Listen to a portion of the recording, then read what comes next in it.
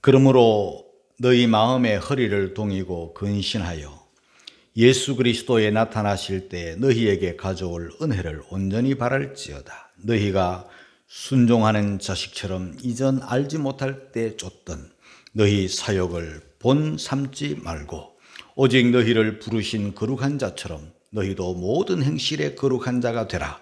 기록하였으되 내가 거룩하니 너희도 거룩할지어다 하셨느니라.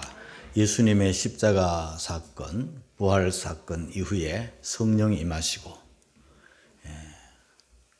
복음이 예루살렘과 온 유대와 사마리아와 땅끝까지 퍼져나가는 중에 저 로마에도 복음이 전파되어서 많은 예수 믿는 사람들이 생겨나게 되었습니다. 그러던 차에 복음이 그 십자가와 부활 사건 이후에 한 30년이 지난 어느 날 AD 64년 7월 19일 로마 시내에 큰 불이 났습니다. 그 당시에는 길들이 좁았고 또 목조로 건물이 많았고 또 오늘날과 같은 이런 소방시설들이 열악하였기 때문에 그 기름 저장소에서부터 시작된 그 불길을 잡지를 못했습니다. 그래서 불길이 아주 삽시간에 로마 전체에 큰 불이 번져나가기를 시작을 했습니다. 그래서 로마시 14구 중에 대다수 3분의 2 이상이 불탔고 참 다행인지 이상스러운 것은 우리 그리스도인들이 사는 지역은 또 불이 안 붙었어요. 다행스럽고 참 좋은 일이지만은 이 사람들이 불로 인해서 생명을 잃고 재산을 잃고 집을 잃고 다 잃어버리니까 이 분노가 막 들끓기 시작한 거예요. 그래서 이 분노를 로마 정부에다가 네로 황제에다가 이 분노를 막 쏟으려고 할 그때 너무너무 다급하고 위급한 이 네로 황제, 우리 기독교에 있어서는 가장 악명 높은 황제, 로마 황제 네로, 이 네로가 자기에게로 집중되는 이 분노를 우리 그리스도인으로, 우리 기독교회로 방향을 틀었습니다. 기독교인들이 불냈다 그랬습니다. 그러니까 사람들이 기독교에 대해서 평소에도 미움을 가지고 있던 사람들이, 평소에도 이상한 단체로 생각하던 사람들이 우리 기독교인들에게 분노를 폭발하기를 시작했습니다. 그래서 평소에도 미움을 받던 우리 그리스도인들이 아주 공경에 처했고 위기를 만났습니다. 많은 사람들이 죽었고 많은 사람들이 다쳤고 많은 사람들이 불안 속에 떨어야 했습니다. 그러던 차에 이 로마 정부가 법을 새로이 개정을 했습니다. 예수님을 믿는 기독교인들 법으로 다 못 믿게 금했습니다. 결국 예수 믿으면 곧 죽음으로, 그런 아주 잘못된 법이 제정되어서 그때로부터 예수 믿으면 곧 죽었습니다. 그냥 죽이는 게 아니라 그 원형 극장에 예수 믿는 사람들을 몰아넣고 맹수들을 풀어, 굶주린 사자들을 풀어 물어 뜯게 했습니다. 여러분 한번 생각해 보세요.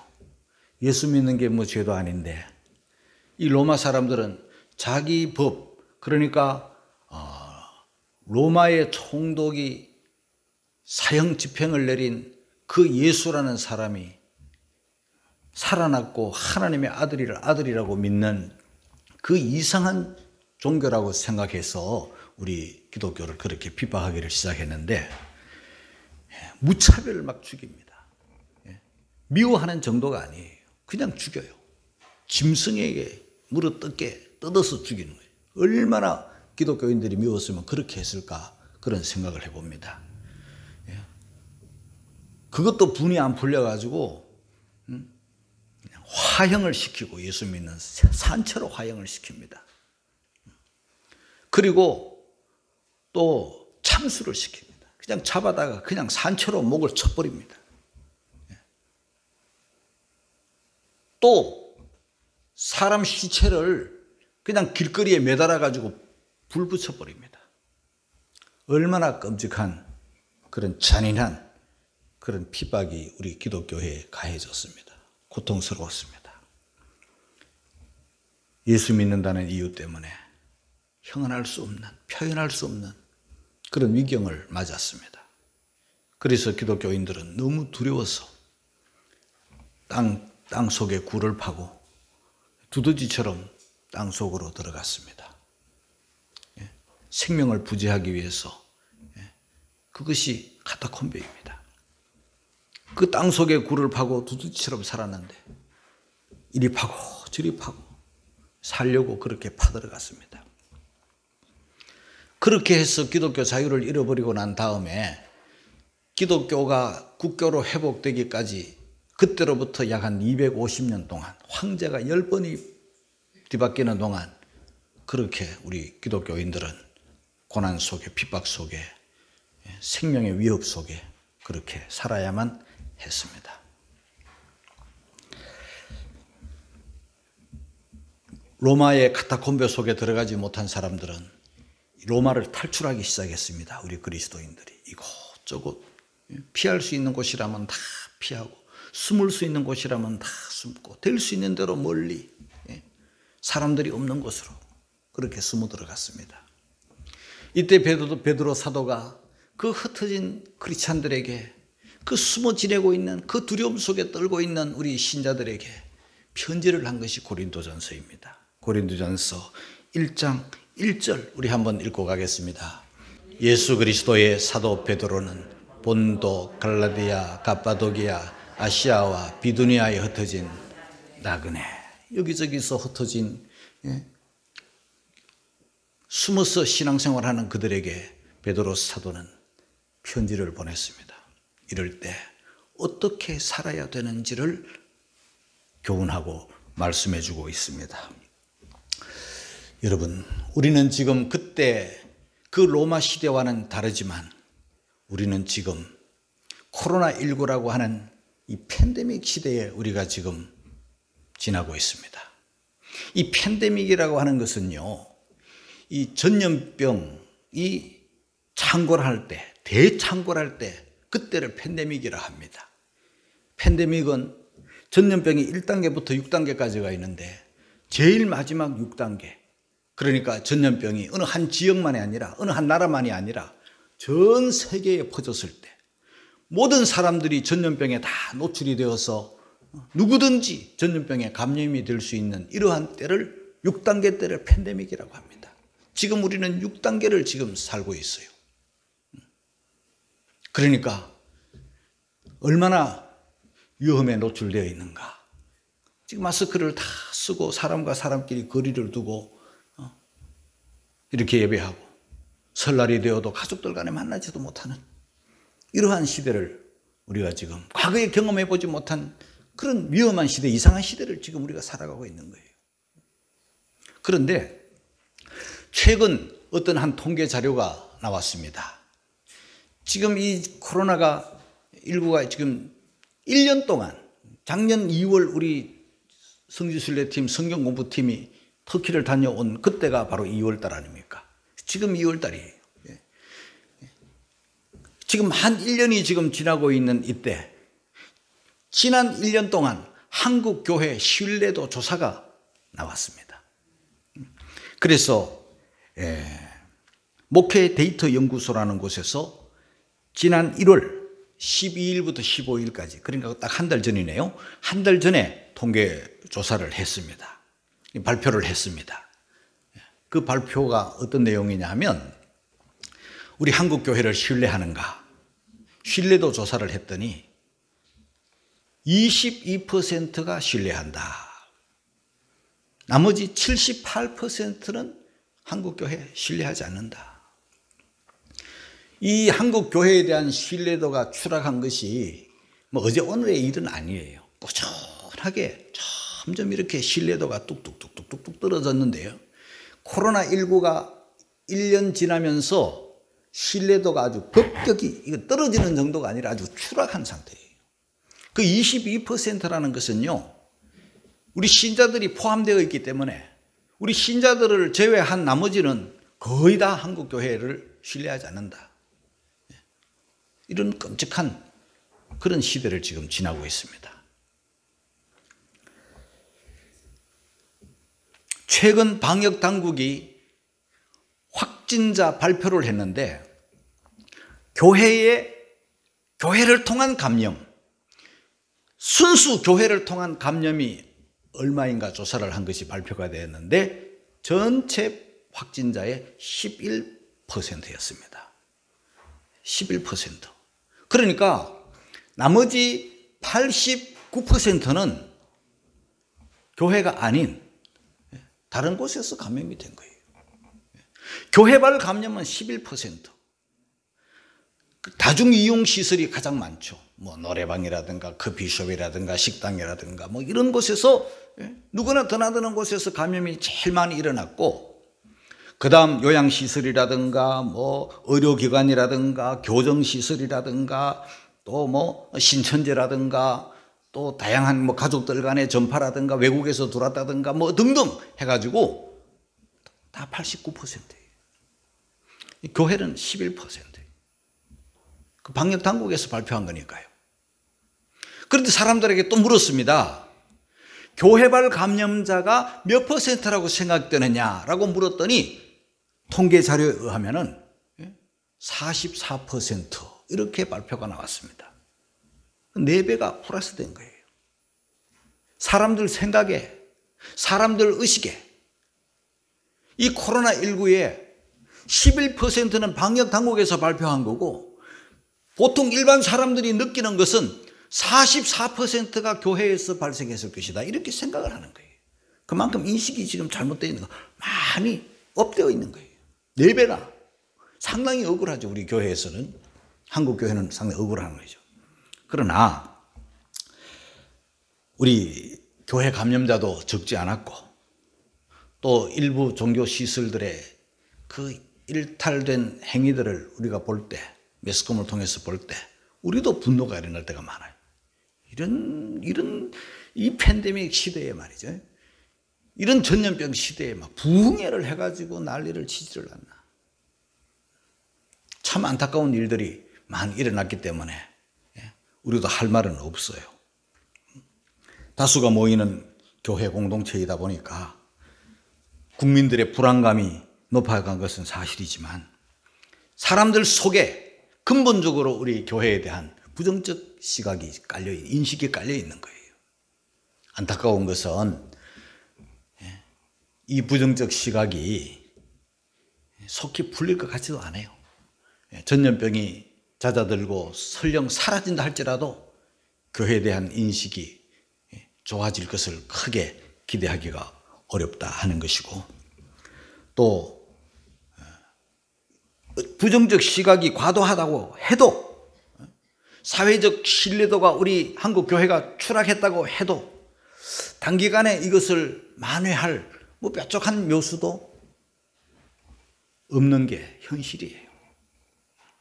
그래서 저는 그 로마 시대 때 대화재로 인한 우리 기독교 박해의 역사, 그로 인해서 250년간이나 지속된 우리 기독교에 대한 박해, 미움 정도가 아니에요. 뭐 신뢰하고 안 하고 정도가 아니에요. 예수 믿으면 곧 죽음인 그런 무서운 박해 시대, 그때 주어진 베드로 서신,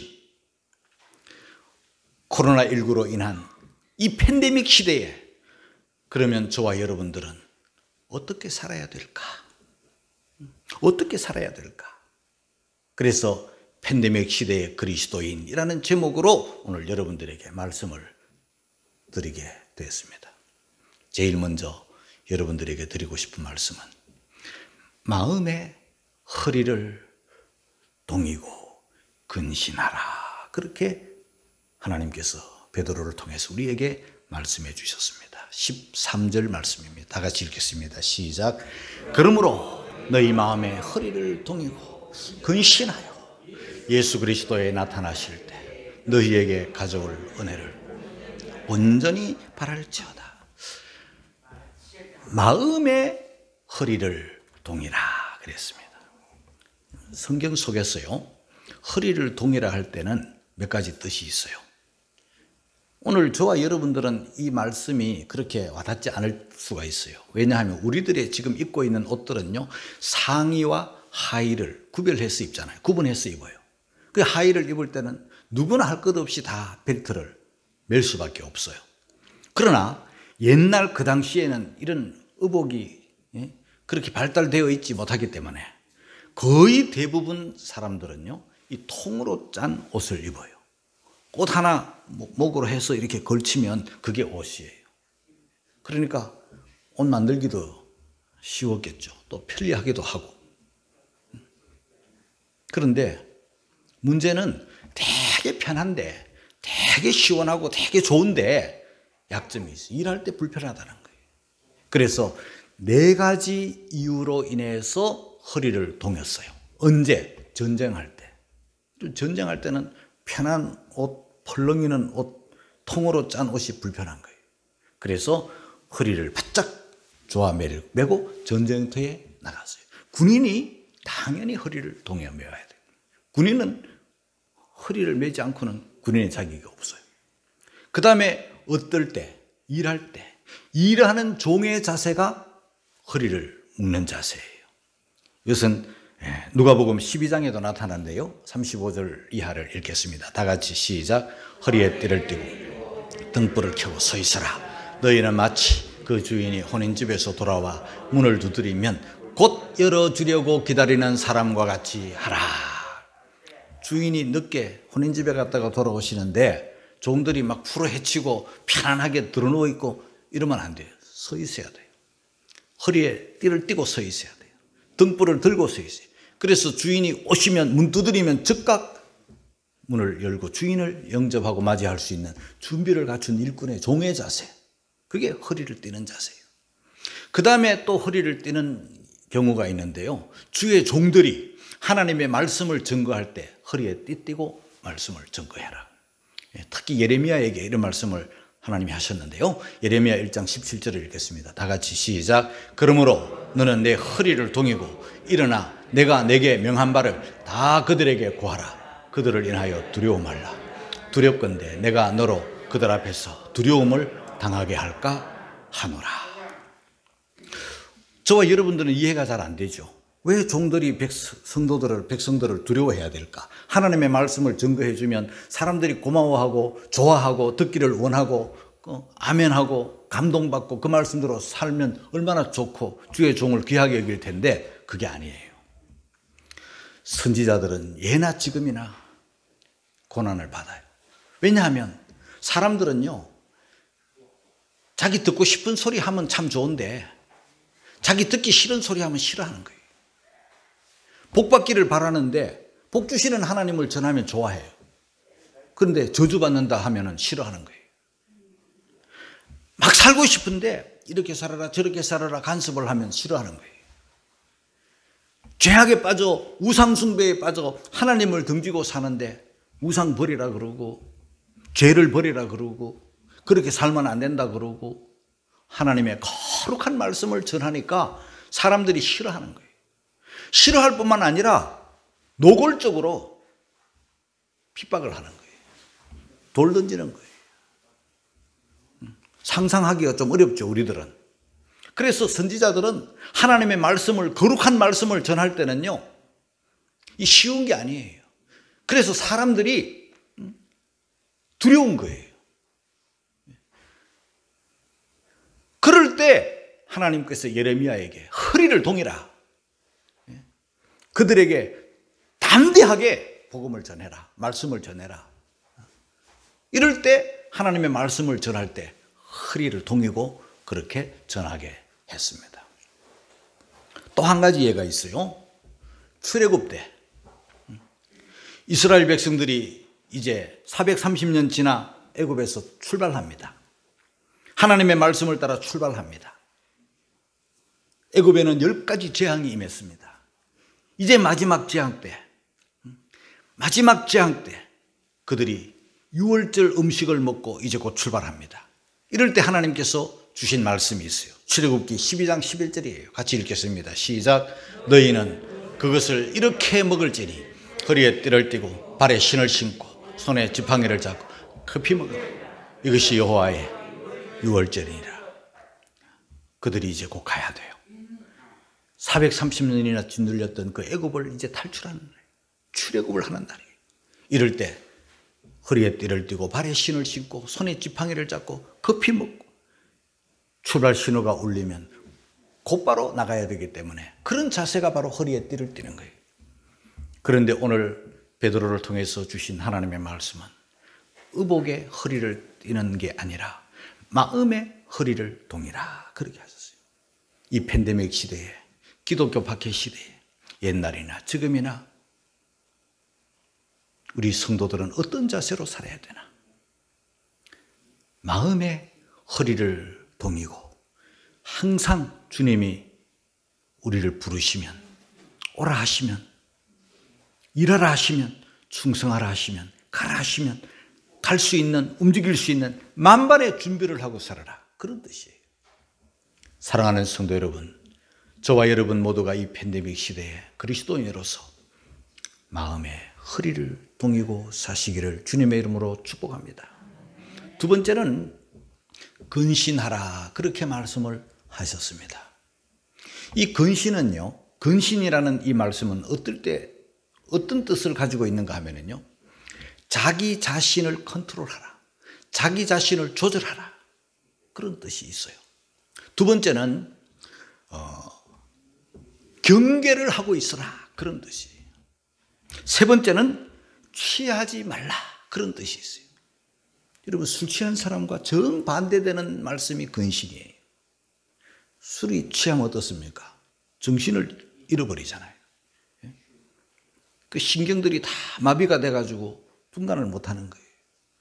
그래서 앉을 자리 설 자리 구별하지 못하고 지금 할 말인지 안 할 말인지 분별하지 못하고 자기 몸 하나도 주체하지 못하고 비틀거리는 것이, 정신을 잃어 허덕이는 것이 술 취한 사람들의 모습이잖아요. 그거와 정반대예요. 술뿐이겠어요? 우리 사람들은요, 이 팬데믹 시대를 어떻게 살아야 되나 근신하며 살아야 되는데 어딘가 취해서 살면 안 된다는 거예요. 술뿐만 아니라 어떤 사람은 돈벌이에 취해 있는 사람도 있어요.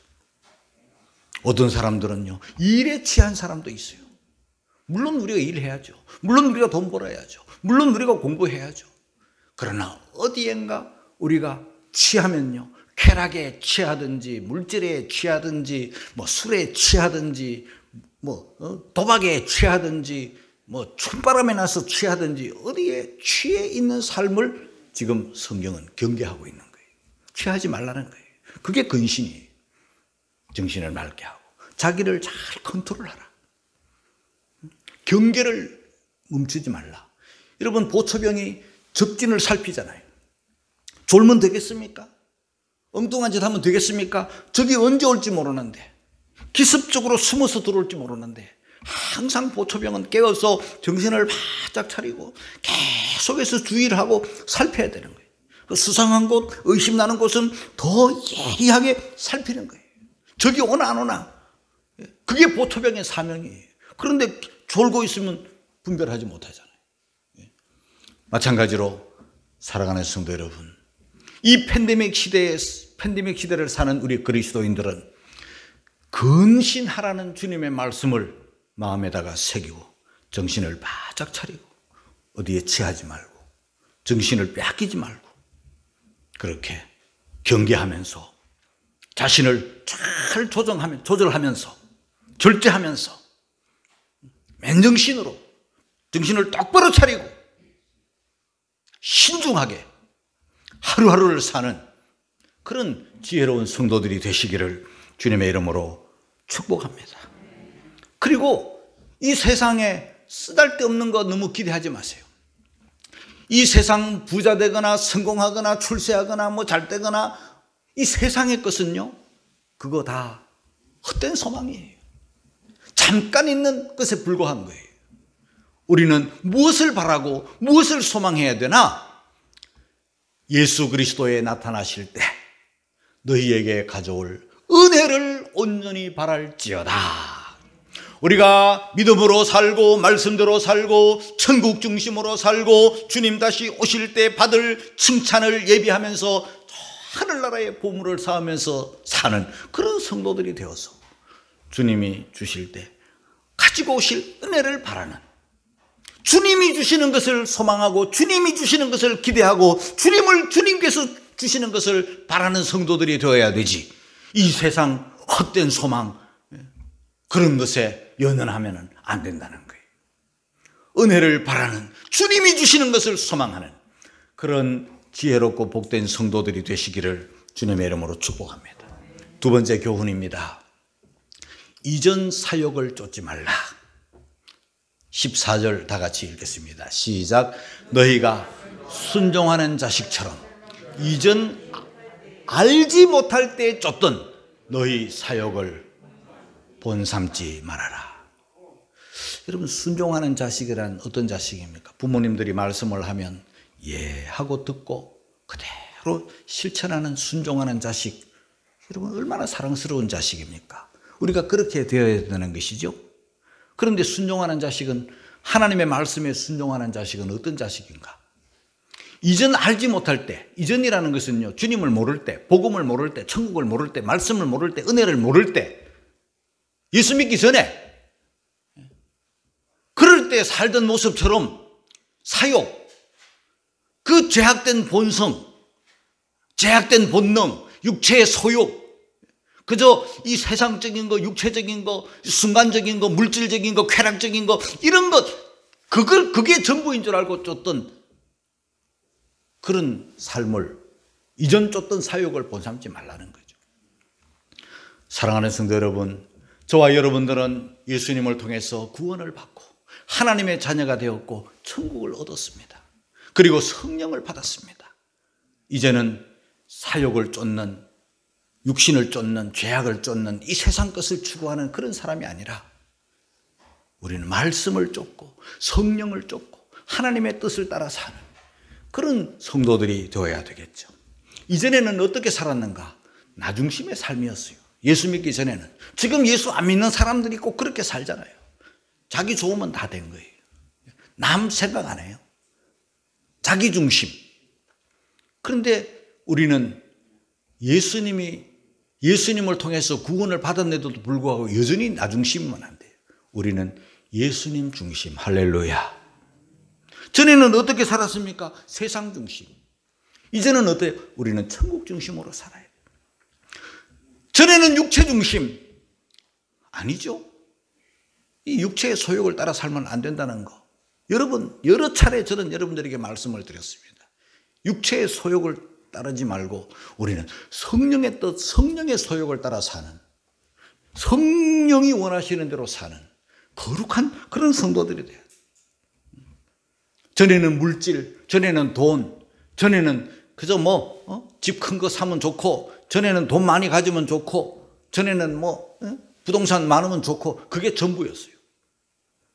물론 부동산이 필요 없는 것도 아니고 돈이 필요 없는 것도 아니지만은 저와 여러분들은 영원한 하나님 나라를 소망하면서, 주님께서 우리에게 주실 그 은혜를 소망하면서, 주님으로부터 받을 면류관과 상과 칭찬을 소망하면서 성령 받은 사람답게, 구원받은 사람답게 하나님의 말씀을 따라 사는 그런 우리 성도들 다 되시기를 주님의 이름으로 축복합니다. 세 번째는요, 거룩한 행실이에요. 15절 16절입니다. 다 같이 읽겠습니다. 시작. 오직 너희를 부르신 거룩한 자처럼 너희도 모든 행실에 거룩한 자가 되라. 기록하였으되 내가 거룩하니 너희도 거룩할지어다 하셨느니라. 여러분, 저와 여러분들은요, 거룩하신 하나님의 부름에 의해서 성도가 되었어요. 고린도전서 1장 2절입니다. 다 같이 시작. 고린도에 있는 하나님의 교회 곧 그리스도 예수 안에서 거룩하여지고 성도라 부르심을 입은 자들과. 여러분, 하나님은요, 예수님의 그 독생자의 그 피로 말미암아 죄 사함의 은총을 주셔가지고 저와 여러분들은 거룩하여졌어요. 거룩하여진 우리들을 하나님은 성도라고 불러주셨어요. 성도가 뭡니까? 거룩한 사람들이죠. 죄 가운데 살던 우리들이, 하나님을 등지고 살던 우리들이 하나님의 은혜에 의해서 예수님의 십자가 보혈의 은총으로 성도가 되었어요. 하나님께서 그렇게 불러주셨고 하나님께서 거룩하게 우리를 만들어 주셨어요. 그 십자가의 피로 저와 여러분의 죄를, 먹보다도 더 검은 죄를 흰 눈보다 더 희게 씻어주셨어요. 얼마나 감사해요. 우리를 부르신 하나님은 거룩하신 하나님이에요. 우리에게 주신 성령은 거룩한 성령이에요. 우리에게 주신 하나님의 말씀은 거룩한 말씀이에요. 예수님의 거룩한 십자가 보혈로 우리가 거룩해졌고, 말씀으로 거룩하게 살아야 되고, 성령을, 거룩한 영을 쫓아 살아야 될 사명이 저와 여러분들에게 주어진 거예요. 그 옛날 로마 시대, 박해 시대 250년이라는 긴 세월 동안 황제들이 10번이 바뀌어도 우리 성도들은 그 박해 가운데서 믿음을 지켰을 뿐만 아니라 성도들의 삶이 거룩한 삶이었어요. 거룩한 삶, 너무 어렵게 설명을 안 해도 우리들이 알아듣기 쉬운 말로 깨끗한 삶이었어요. 정결한 삶이었어요. 성결한 삶이었어요. 모든 행실에 거룩하라 했어요. 교회 안에서만 거룩이 아니에요. 교회 밖에서도. 신자와의 관계 속에서만 거룩이 아니에요. 불신자와의 관계 속에서도 거룩해야 돼요. 저와 여러분들은 언제나 어디서나 누구 앞에서나 깨끗하고 청결하고 성결하고 거룩한 삶, 모든 행실에 거룩한 자가 되라 하셨어요. 그게 답이에요. 이 팬데믹 시대에 하루아침에 잃어버린 이 신뢰도가 하루아침에 어떻게 나아지지는 않겠지만 그거 상관없어요. 코로나가 없어져도 저와 여러분들의 교회를 향한 신뢰도가 그렇게 쉽게 회복이 될 것 같지 않아요. 그러나 저와 여러분들은 세상 사람들이 신뢰를 하든 안 하든, 세상 사람들이 우리를 미워하든 핍박하든 멀리하든 저와 여러분들의 삶은 거룩한 삶, 그게 답이에요. 그러면 돼요. 쉽게 해결이 되지 않더라도 사람들에게 점수 따기 위해서, 신뢰도를 높이기 위해서가 아니라 거룩한 삶은 구원받은 저와 여러분들이 하나님으로부터 받은 대명이에요. 우리는 말이 깨끗해야 돼요. 저와 여러분 마음도 깨끗해야 돼요. 깨끗한 마음 속에서 깨끗한 말이 나오고, 깨끗한 마음 속에서 깨끗한 행실이 나오니까 그것밖에는 없어요. 말 잘한다고 세상 사람들이 알아주지 않아요. 우리는 모든 행실에 거룩한 자가 되어서 죄를 멀리해야 됩니다. 전에는 죄를 가까이 했어요. 이제는 멀리해야 돼요. 전에는 죄를 별것 아닌 줄 알았어요.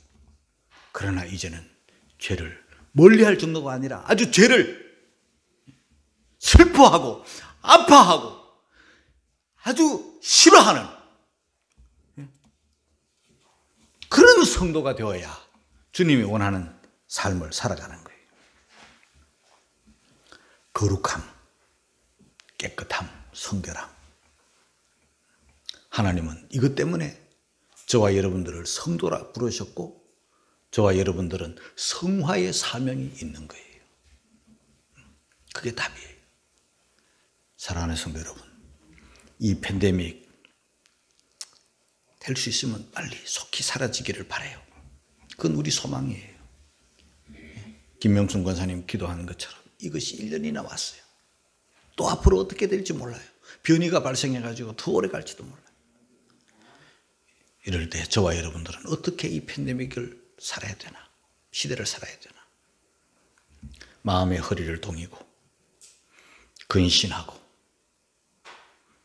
육체의 소욕, 이전에 하나님을 모를 때 알지 못할 때 살던 그 방식대로 살지 말고 거룩한 삶을 살았어. 우리를 부르시니 거룩하시고 거룩한 삶을 또 하나님이 원하시니 몸과 마음, 말과 행동, 모든 행실에 거룩한 성도들이 되어서 우리의 사명, 우리의 본분, 그리스도의 삶을 영위해 가시는 우리 모두가 되시기를 주님의 이름으로 축복합니다.